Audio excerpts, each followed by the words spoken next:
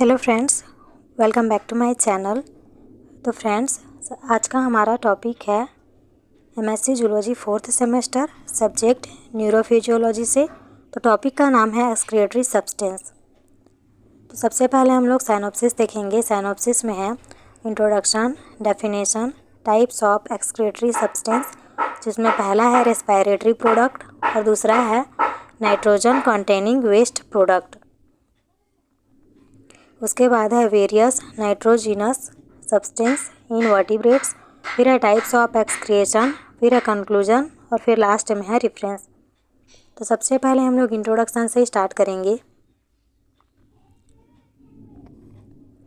Animal के body में metabolism क्रियाओं के कारण कार्बन डाइऑक्साइड, वाटर, NH3 इत्यादि कुछ ऐसे सब्सटेंस बनते हैं जो हमारे बॉडी में एक निश्चित मात्रा में अधिक हो जाएं पर और हार्मफुल इफेक्ट डालते हैं। इन सब्सटेंस को एक्सक्रीटरी और वेस्ट सब्सटेंस कहते हैं। चूँकि ये सब्सटेंस बॉडी के लिए हार्मफुल होते हैं, इसलिए इन्हें बॉडी से एक्सक्रीट करना वेरी नीडेड है। इन वेस्ट सब्सटेंस को बॉडी की सेल टिश्यू से अधिक अलग करने के लिए बॉडी से बाहर निकालने की क्रिया को हम लोग एक्सक्रिएशन कहते हैं।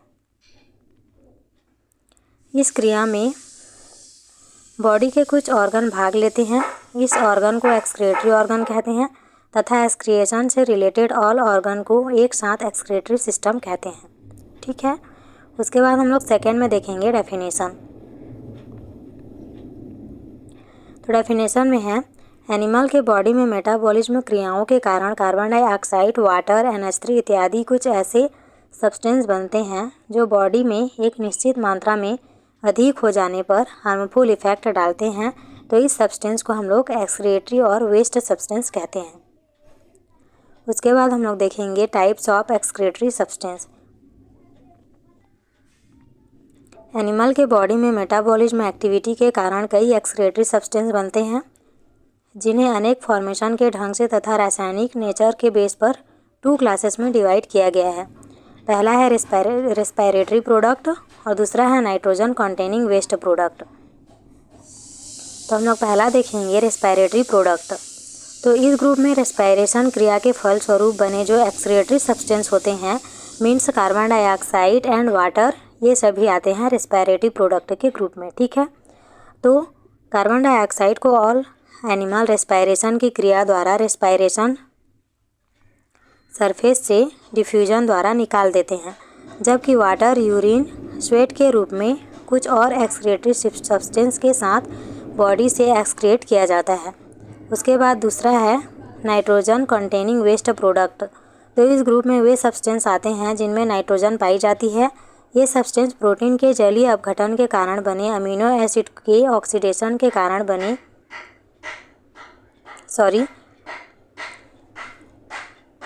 ये सब्सटेंस प्रोटीन के जलीय अपघटन के कारण बने अमीनो एसिड के ऑक्सीडेशन के फलस्वरूप बनी अमोनिया के रूपांतरण के कारण पैदा होते हैं।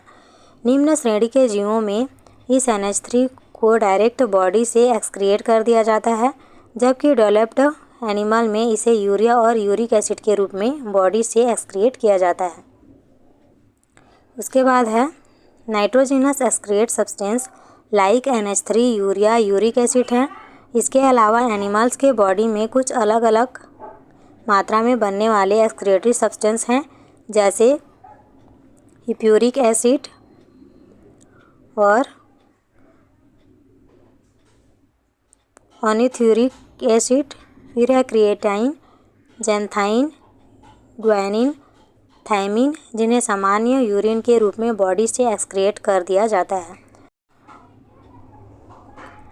उसके बाद 4th नंबर में हम लोग देखेंगे various nitrogenous substance in vertebrate. तो 2 कॉलम बनाया गया है यहाँ पे। पहला कॉलम में है नेम ऑफ एनिमल्स, क्या क्या एनिमल्स होते हैं इसमें, इसका नाम लिखना है। और सेकंड तरफ है नेम ऑफ एक्सक्रीटरी सब्सटेंस, वो जो एनिमल है उसमें कौन सा एक्सक्रीटरी सब्सटेंस पाया जाता है उसका नाम को हम लोग सेकंड कॉलम में लिखेंगे। तो पहला है मैमेलियन। तो मैमेलियन में है यूरिया, फ्रॉग में है यूरिया, टॉर्टॉइज में है यूरिया, बॉनी फिशेस में अमोनिया, एलिगेटर्स में अमोनिया, बर्ड्स में यूरिक एसिड, रेप्टाइल्स में यूरिक एसिड और लिजार्ड एंड स्नेक में भी यूरिक एसिड पाया जाता है। ठीक है। अब आगे बढ़ेंगे हम लोग। 5th नंबर देखेंगे टाइप ऑफ एक्सक्रिएशन।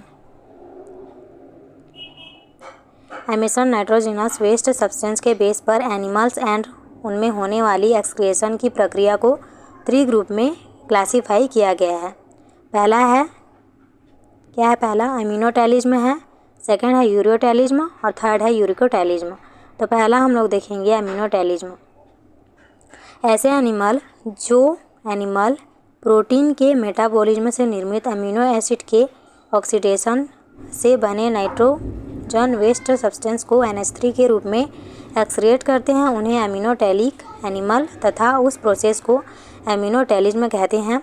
NH3 एक अत्यंत हार्मफुल वेस्ट सब्सटेंस होता है एंड इसे तत्काल बॉडी से बाहर करना आवश्यक है। अमोनिया के एक्सक्रिएशन हेतु अत्यधिक मात्रा में वाटर की नीडेड होती है, अतः इस टाइप का एक्सक्रिएशन ओनली एक्वेटिक एनिमल में पाया जाता है। फॉर एग्जाम्पल है प्रोटोजोआंस जैसे अमीबा और पैरासियम में ये वाला जो यूरिकोटैलिज्म है वो पाया जाता है। ठीक है।